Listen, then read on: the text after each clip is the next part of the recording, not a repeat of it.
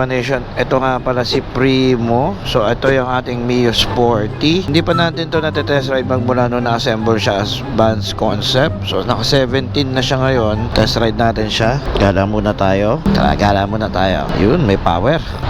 Yun.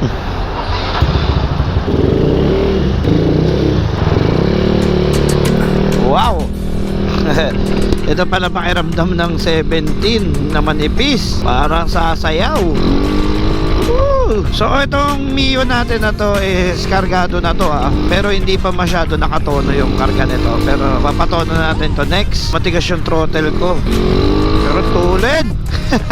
Ang tulid ng Mio na to. Okay. Sa matagal nang sumusubaybay, kilala nyo si Primo, diba? Sa mga dati na nating nanonood, di pa tayo Boss Arch, di pa malaki ang 01 Moto, kasama na natin si Primo. So sino nga ba si Primo sa buhay ni Boss Arch? So si Primo, siya yung isa sa mga kauna-unahan nating motor. Yes, siya yung motor na kasama natin pagtatrabaho nun. Ito yung motor ko nun na all stock.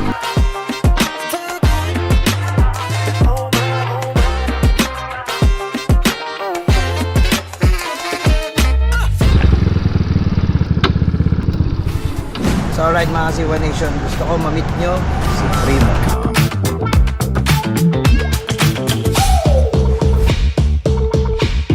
Ito nga pala si Primo. So yung motor na kasama natin since nagsisimula tayo at ilang beses nang nagbago ang itsura nito. At ngayon, nakapang forma pang show si Primo. Napaka-pogi, di ba? So from color black, yellow siya ngayon, courtesy of Race Power.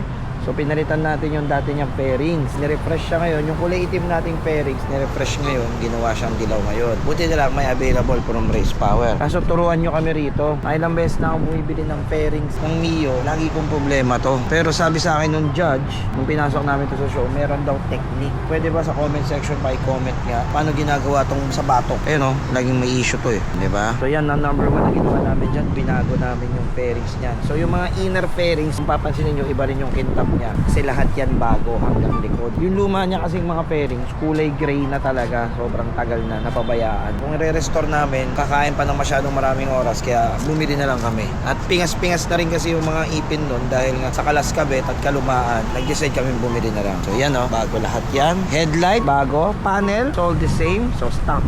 Ito, kala nyo hindi to pinaglumaan ng gera. Nako, sabog-sabog na yan. Ginawa namin dyan, tinanggal namin yung smiley, pininturahan namin lahat. So na-refresh siya, nagmukha siya uling bago.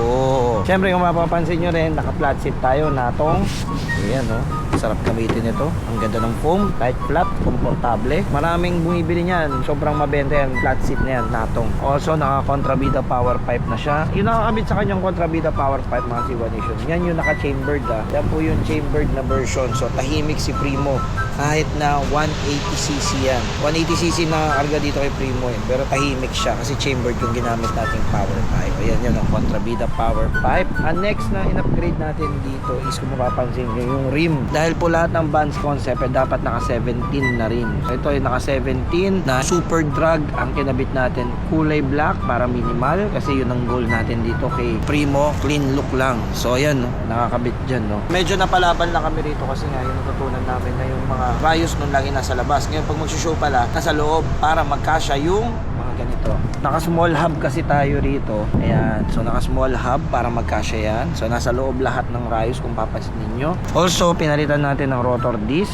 Ayan no. Tapos, ito, 2-pot from Race Power. Maganda naman yung positioning. Pasok naman yung bracket. Also, nag-provide kami ng mga flange. Kasi nga ito, hindi to sukat. Nag-provide pa kami ng flange para sumakto. May mga kulang pa kami. Katulad nitong bracket na to. Tsaka dito yung hose, ayusin pa yan next time. Mga next show na yan. Pero importante, naka 17 na siya sa harapan. Ito naman sa likod, naka 17 na rin. Sa likod, drum brake. Yan, no? So, bibili pa tayo nung ano natin. Ito, upgrade natin to. Bibili tayo nito. Or pakikintabi na lang natin itong brake arm.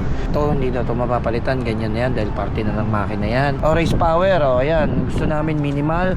Premium R Plus sa mga naghahanap. O, pasok na pasok sa Vans Concept. O, ito yung gulong natin. O, hindi umaabot. Super drag din ang rim natin dito. At isa sa napansin ng judge dito sa atin is ito. Kailangan natin tong ayusin. Hindi kasi proper ito. Dahil pang Mio Amore to. Dapat pang sporty. So all black uli ito. Babalik natin yung stock. At medyo napalaban kami rito, mga side stand. Ang hirap maghanap ng 17 na side stand at center. Bakit naging 17? Pang 17 ang stock ko kasi ng Mio is 14. Ngayon nung 17 siya, yung mga side stand kailangan humaba, di ba? So yun yung mga ibang ginawa dito. Majority ni-restore as a stock. Stock to, bumili kami, binili to. Ito pinanturahan namin dahil ang original nito ay kulay silver. Ito naman nabili namin, Brake Master na stock is kulay black. So pinanturahan namin yan para magterno. Ngayon si Primo, tuloy-tuloy natin ipapasok yun sa Vans concept na show. Comment kayo kung ano pa yung mga dapat natin i-improve dito kay Primo. Alam ko marami pang dapat iganda to si Primo. Kaya tulungan nyo umakasiwan nito. Kung mapapansin nyo, from dating pang-deliver ng motor, naging race bike, napabayaan, at ngayon naka-Vans concept na Mio Sporty, di ba? Pogi pa rin ni Primo, di ba? So walang matandang motor pag magaling yung nag-aalaga.